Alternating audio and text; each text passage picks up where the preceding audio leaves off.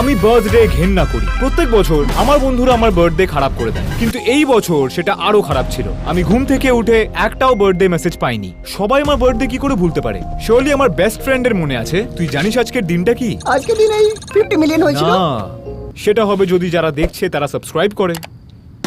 ও sheet, আমাকে একটা surprise party plan করতে হবে। ব্যাস এটুকুই। কেউ আমাকে বার্থডে উইশ করেনি, কারণ সবাই বার্থডে পার্টি সারপ্রাইজের জন্য প্ল্যান করছিল। আমি সারাদিন ধৈর্য ধরে থাকলাম, কারণ এই সারপ্রাইজটা ওই জঘন্য বার্থডে গুলোর স্মৃতি মুছে দিত। আমি উত্তেজিত হয়ে গেছিলাম, কারণ আমি জানতাম আমার জন্য একটা পার্টি অপেক্ষায় আছে। কি? গাইস, লুকিয়ে পড়ো, ও এখনই পৌঁছে যাবে। কে কে আসছে এখন? যদি এই পার্টিটা আমার জন্য না হয়, তাহলে এটা কার জন্য? Surprise! আমরা টুইনস, এটা আমারও জন্মদিন। চুপ কর, আমরা জানতে চাই না। সাবস্ক্রাইব করো আমাকে হ্যাপি বার্থডে উইশ করার জন্য।